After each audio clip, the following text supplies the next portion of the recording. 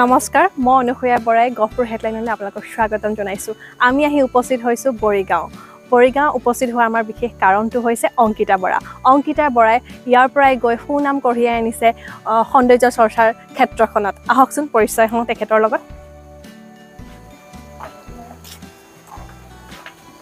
তোমালৈ শুভেচ্ছা থাকিল। আপোনালোকক জনাবলৈ পাই সুখী হ'ম যে এই অংকিতাৰ পৰাই গ্লেমাৰ ইণ্ডিয়া ইউনিভাৰ্ছৰ উইনাৰ খিতাপ দখল কৰিছে। আহকচোন তেখেতে কি কি লাভ কৰিছে অকণমান দেখুৱাই দিওঁ। এটি সোণৰ আঙঠি পাবলৈ সক্ষম হৈছে তেখেতে, এখন চাৰ্টিফিকেট, এটা সন্মানৰ বঁটা লাভ কৰিছে, এটা কেটেল লাভ কৰিছে, লাইট বেগ, ফ্লাৱাৰ বুকে তেখেতক ৱেলকাম জনাইছে। কেনেকুৱা লাগিলে তোমাৰ এই যাত্ৰাটোৰ বিষয়ে অনুভৱ? বহুত ভাল লাগিলে। তাৰ মাজতো বহুত দুখ কষ্ট লুকাই আছে আৰু মই এই শ্ব'টোত যাবলৈ পাই অত্যন্ত সুখী হৈছোঁ। নাকান্দিবা। আজি আমি তোমাক লৈ গৌৰৱ। তোমাৰ জাৰ্ণিটোৰ বিষয়ে কোৱা, কেনেকৈ এই সুযোগ লাভ কৰিছিলা? গহপুৰত যিটো নৰ্থ ইষ্ট মেগা মডেল চ' অনুসূয়া বাই পাতিছিলে আৰু অনুসূয়া বাই মোক বহুত সহায় কৰিছে এই ক্ষেত্ৰত। মোৰ মা মাহী বহুত কষ্ট হৈছিলে এই শ্ব'টোৰ ক্ষেত্ৰত।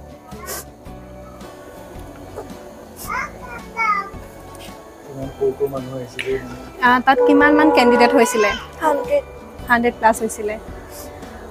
তাত তোমাৰ টেলেণ্ট ৰাউণ্ডত তুমি কি কৰিছিলা? মই বিহু প্ৰদৰ্শন কৰিছিলোঁ আমাৰ অসমৰ। হয়, আৰু বিশেষ তোমাক সোধা কুৱেশ্যনৰ বিষয়ে কি প্ৰশ্ন সুধিছিলে তোমাক? কুৱেশ্যন সুধিছিলে, এটা যোজনা এটা এফাকি গাবলৈ দিছিলে আমাৰ অসমত, সেইফাকি গালোঁ। অকণমান গাই শুনাবা নেকি?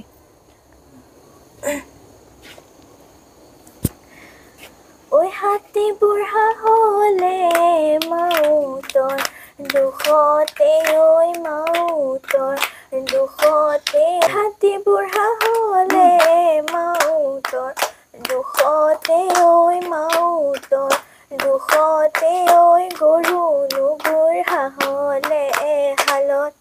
তাৰ লগত যিহেতু মাহীও গৈছিলে, মাহীৰ ওচৰলৈ আহোঁ। আপোনাৰ অনুভৱ অকণমান। নমস্কাৰ, মই তাৰ মাহীয়ে হওঁ। মোৰ ইমানেই ভাল লাগিলে, মানে 100 প্ৰতিযোগীৰ ভিতৰত আমাৰ অংকিতাই যে উইনাৰ হৈছে তাৰ নথৈ আনন্দিত হৈছোঁ। ধন্যবাদ। সফলতা আঁৰৰ মানুহগৰাকীৰ ওচৰলৈ আহি অংকিতাৰ মাকৰ মুখেদি শুনিব বিচাৰিছোঁ। হয়, এই ক্ষেত্ৰত আগুৱাই নিওঁতে মোৰ যথেষ্ট কষ্ট হৈছিলে। এই ক্ষেত্ৰত আগুৱাই নিবলৈ হ'লে প্ৰতিভা থাকিলেও নহ'ব, মানুহক টকা পইচাও বিশেষ প্ৰয়োজন হয়। আৰু টকা পইচা থাকিলেও নহ'ব, মানুহৰ প্ৰতিভা থাকিব লাগিব। গতিকে এই দুইখিনি মিলাই মই আগুৱাই নিওঁতে যথেষ্ট কষ্ট হৈছিলে। যিহেতু আমি এটা সৰু পৰিয়াল, মধ্যবিত্ত পৰিয়াল, তাৰ পৰা আগুৱাই নিয়াটো মোৰ যথেষ্ট কষ্ট হৈছিলে। তথাপিও তাইৰ আগ্ৰহ আৰু তাই মোক শুওঁতে সদায় কৈ থাকে, মোৰ এইখিনি কৰিবলৈ মন যায়, এইখিনি কৰিবলৈ মন যায়, আৰু পঢ়া শুনাটো কৰিবই লাগিব, তাৰ লগতে এইখিনি তাই কৰি যাবলৈ খুব আশা কৰে।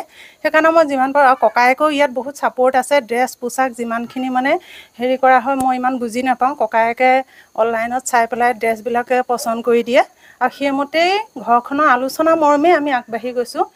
দেউতাকে ইমান বুজি নাপায় যদিও যথেষ্ট ছাপোৰ্ট আছে।